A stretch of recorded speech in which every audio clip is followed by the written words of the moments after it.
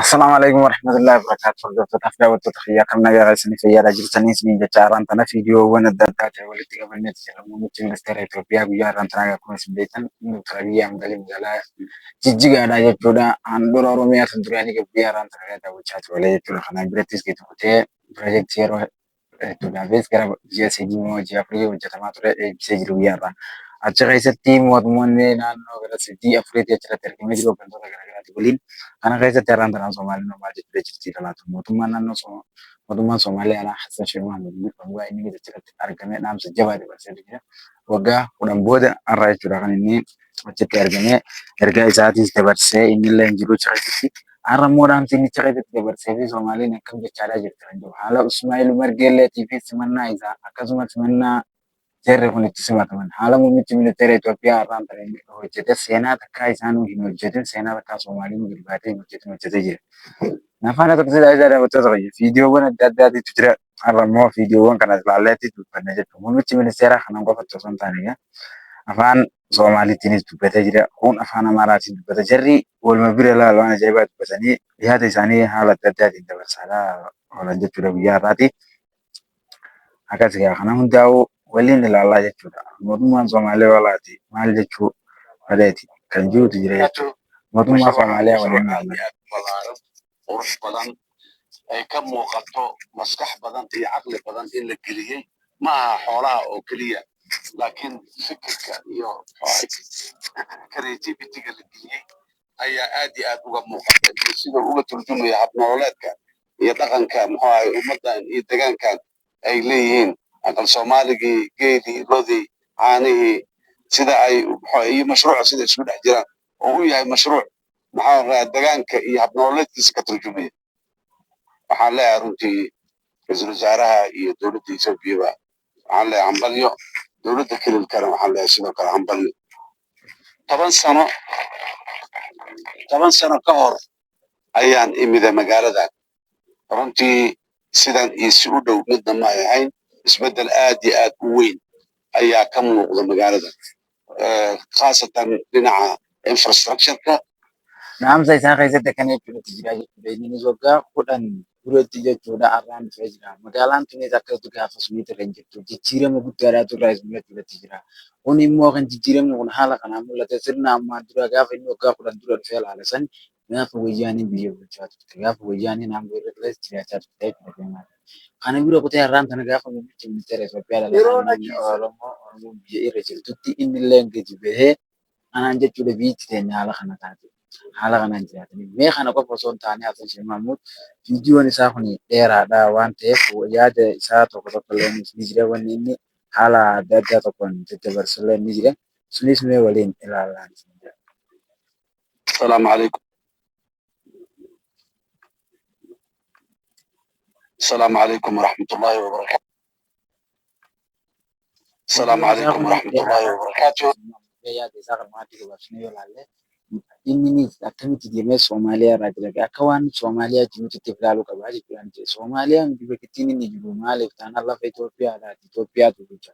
Lafa qabamu Itoophiyaan irraa malee nama irraa hin qabdu. Maaliif taanaan namni ciree jiru nama Soomaaliiti nama afaan Soomaaliitti garuu saba Soomaaliiti.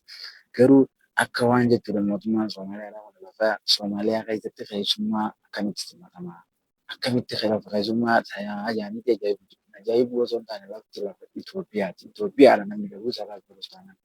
Garuu inni immoo kana bira ilchoo ta'ee viidiyoowwan isaa kan adda addaatti uummanni biyya hammaan adda addaatii fi kanneen bakkoota garaagaraa jiraatan akka waaniin biyya biraa dhaqeettis na ilaalaa jira.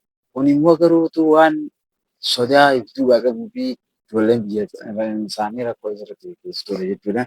Kun hundaafuu maali jennaan akka sheemamu yoo waan fedhii eeguu waan rakkoo qabaatii miti jechuudha. Isaa keessatti garuu namni biyya bulchu tokko nuti viidiyoon inni amma duratti hojjetee ture kan ammaatu waan haala biyya nama bulchuttu isan agarsiisu jechuudha. Egaa Ismaa'eel Margeellaan afaan Amaaraa qabatan. ክቡር ጠቅላይ ሚኒስትር አብይ አህመድ ወንድማችን ክቡር ሐሰን ሼክ የሶማሊያ ፕሬዚደንት ክቡር አቶ ሙስጠፋ ክቡር አቶ አብርሃ ሚኒስትር ወንድማችን አደን ፈራህ አሰላሙ አለይኩም ወረሕመቱላሂ ወበረካቱ። waxaan maanta u joognaa halkani inaan ka qayb galno dabaaldega loo dabaaldegayo resortkan ama hotelkan ama yani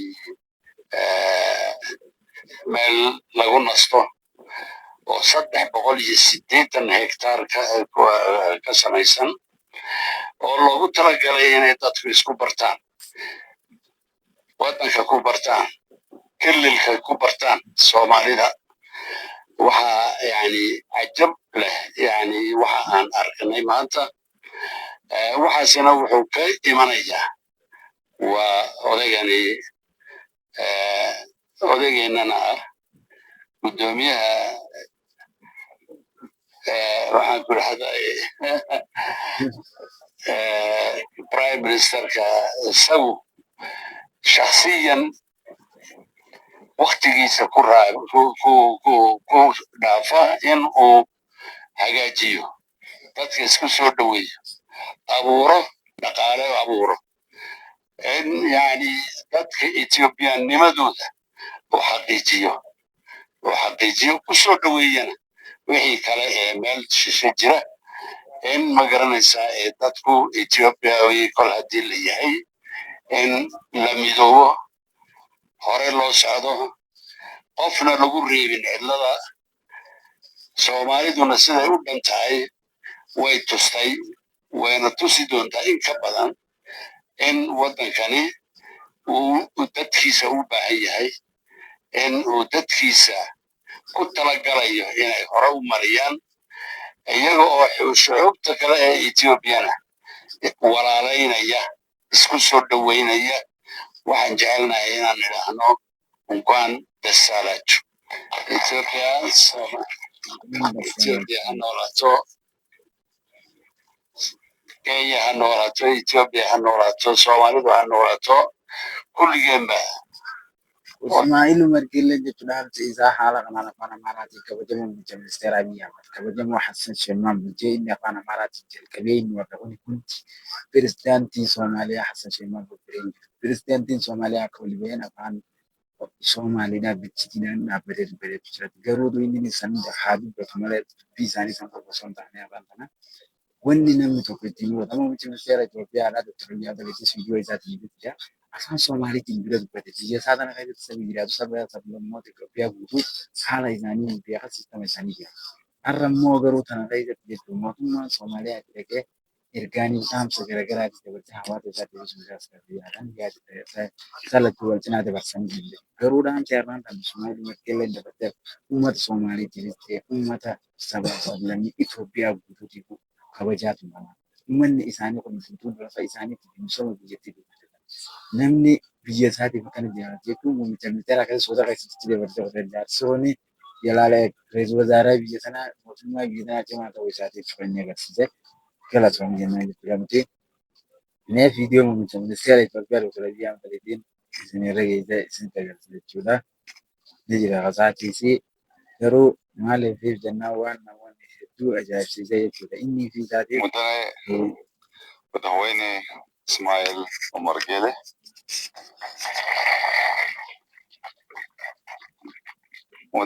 madaxweyne Hassan Sheikh Mohamed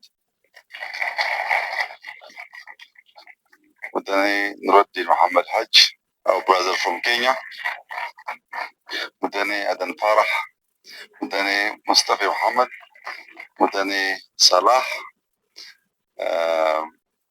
Excellencies, Sodawada.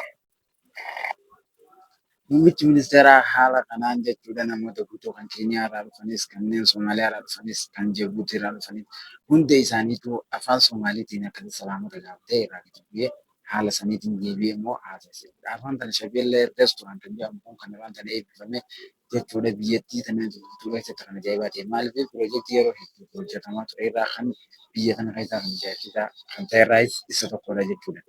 Kanaaf jechuudha dhaamsa adda addaa keessatti qabanii fi simannaa isaaniif taasifaman. Kana bira kutee maaltu ta'amaa jira. Suuraan haala kanaan argaa jirtan kuni suuraa isaaniiti. Wayita isaan simatanii iddoo simannaa irratti irra jiraachaa jirtanii. Suuraa kana ilaalanii Hassan Sheikh Mahmud siree kursiin isaatii fi kursii Usmaa'eel Baqqaleen itti simatanii takkaan wal qixaan jedhanii ajaa'ibatti jiran. Sunii kursii fi waan fedhe waliin ta'e mootummaa Somaaliyaa duraan immoo hawaasaa tokko hawaasaa jira.